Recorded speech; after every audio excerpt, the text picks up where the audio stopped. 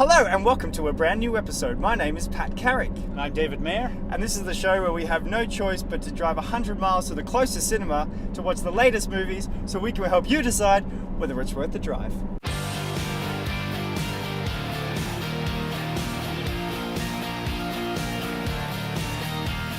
On this week's episode, we're going to see Geostorm. It stars Gerard Butler, Jim Sturgis and Abby Cornish, amongst others, and it's written, directed and produced by Dean Devlin. Geostorm tells the story of the race to uncover the truth behind a series of weather satellites that are designed to help stabilize worldwide weather systems, but are then used to attack the planet. What it sounds like to me is Day After Tomorrow. 2012, San Andreas, Independence Day. Deep Impact. Deep Impact. Dante's Peak. You could just carry on naming them all day. Armageddon. What I'm hoping for this film is something along those lines. I think there is a place for a genuine popcorn movie, you know? Bit silly, huge effects. Fair enough, they sometimes don't have the best story, but, you know, a cracking thrill ride where you devour a bucket of popcorn and stuff blows up, and, you know, Michael Bay, but hopefully a bit better written. It's kind of like the superhero film of yesteryear. It's just not the trendy thing at the moment. The disaster movie. So if you're gonna come out and get people into the cinema, it has to be a good one. This doesn't look like it's gonna be. In a lot of ways, the recipe's there. And the cast is great for this kind of movie. It is. It's got everyone in it. It's got Ed Harris in it. You know, you can't not love for this kind of movie. I mean, he was in The Rock. He's been in so much. I like Ed Harris and I like Gerard Butler and I even like Australia's own Abby Cornish. But these, a little grade B. It's a little grade B now. And the other thing we've really got to talk about is Dean Devlin. Directorial debut. Right. Is this his debut? It is. It's his directorial debut. He wrote Stargate and produced that. Independence Day. Yeah. Godzilla, not the good one. He wrote the screenplay for Universal Soldiers.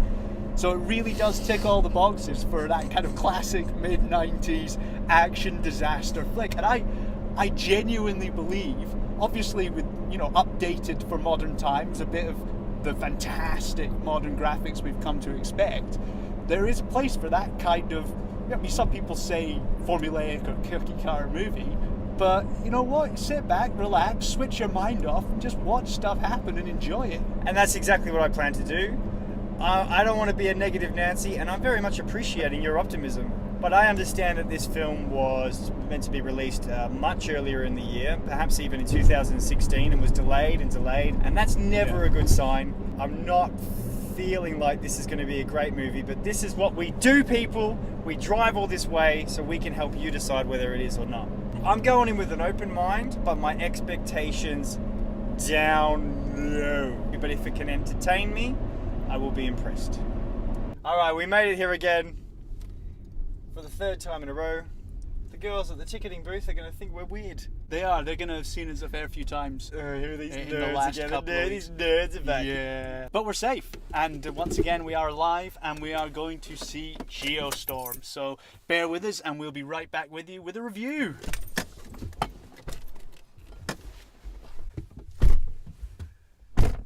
Geostorm.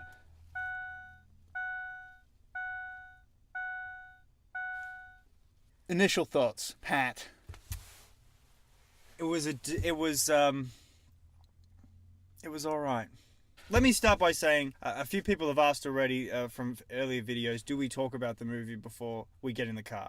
And the answer is no. We don't. We actually have a bit of a laugh because we always walk out of the cinema. We have a smirk on our faces because we're curious of what the other person thinks of the film. But this is raw. You get it straight away from us. Yeah, I don't know how to start this one. Yeah, it was all right. I honestly can't say it was terrible. I mean, it was bad. It was bad. I don't really want to turn this review into just a tirade of or a rant about. Just kicking it. Let's start off with a couple of things that were notably good about it. Some positives. I quite liked the little girl, Talitha Bateman. who played the daughter. She's in it very briefly. Right. But I thought she was really solid. I thought there was going to be more. It's a very strange one to kick off. Well, She has a very minor role. This is... It's. I'm trying to think of nice things to say. Okay. What I really did think was good, genuinely good, were the space effects.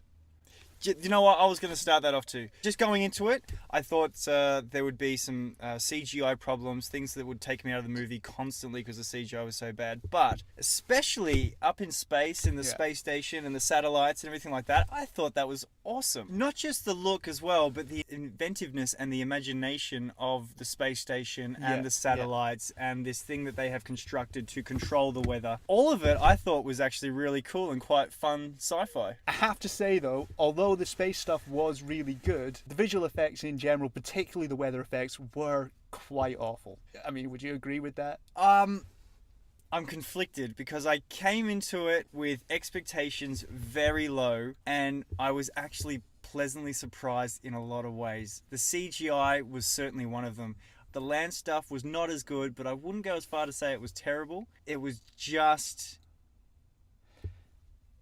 Fine. It was just fine. It was just fine. Which is, it's not really a great accolade for a movie. I think the other thing for me was, for a film called Geostorm, there really wasn't enough weather stuff going on. In fact, actually, the film was really heavily weighted towards the kind of racing around trying to uncover the plot.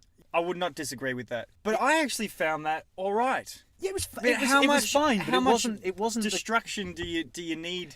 In a film like this, lots. A lot more action, a lot more destruction, a lot more... I mean, it needed more explosion. This is one of those films that I think, if Michael Bay made it, would have been better. I wanted something like Independence Day, especially from this director, who's so heavily involved in so many of the classic cinema, sci-fi, disaster movies, all that kind of stuff from the golden era. And I just didn't get it. I totally hear what you're saying. But for me, it was very much Independence Day. It was all those movies. It kind of brought me back there in a good way. And it didn't bother me that much. I actually had fun with it knowing what it was. I think if you saw the trailer and you go, hey, that's a destruction movie, I like those, I'm going to go see this one, I think you'd enjoy it. The other thing I really want to talk about is some of the performances. Andy Garcia was bad. Ed Harris was great. Ed Harris was Ed Harris. Gerard Butler is American, but his accent is consistently so terrible in all the films where he's American that they refer a lot to him having been born in the UK instead of just letting him just be Scottish. From the very beginning of the film, I found Jim Sturgis to be annoying and just a charisma vacuum. I don't like him, I don't think, with his moppy hair and his kind of average acting. There was nothing really about him that I enjoyed as one of the lead roles. Yeah. I actually didn't mind Gerard Butler. I didn't mind him. Abby Cornish. I thought Abby Cornish was a bit flat, but again, fine. Yeah. There was a lot of functional stuff. There was a lot of stuff that just happened to introduce a plot point or a setup, which were all pretty obvious, and you could see them coming once they'd been set up. You could see them coming absolutely a mile off. Mm-hmm.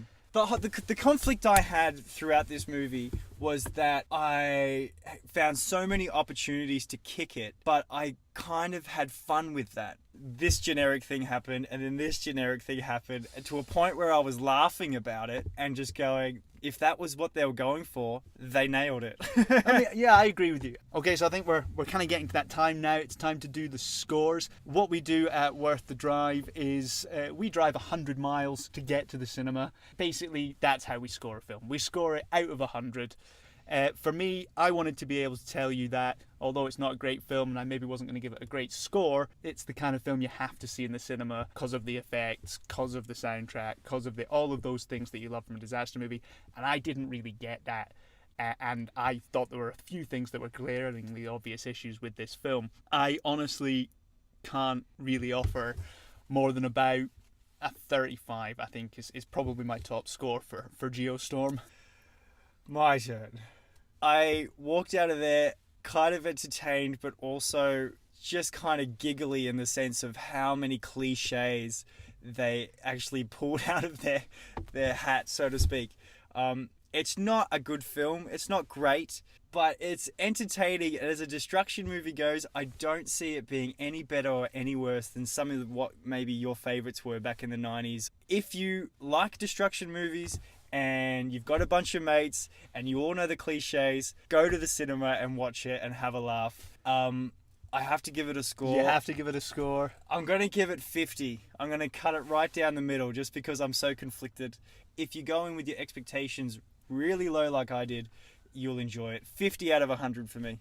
We can't give Geostorm a worth the drive, thumbs up or seal of approval or whatever you want to call it. I think we're both saying it's kind of not. If you have a big car and you want to share the petrol, get your buddies and go watch Geostorm. Probably slip it a little flask while you're at it. Or wait till it's out on digital download or DVD and get everyone round for a party. I can see that. If you enjoyed this video, if you'd like to hear more from us, if you'd like to see more of our stuff, click subscribe, click like, stick a comment in there. You can also look on Facebook. We're there at Facebook.com/WorthTheDriveMovies. And that'll give you links to all the videos as well as our blog, which also has some good stuff on it. Good evening from me. Good evening from me. And we'll catch you further on down the road. Is that a storm coming?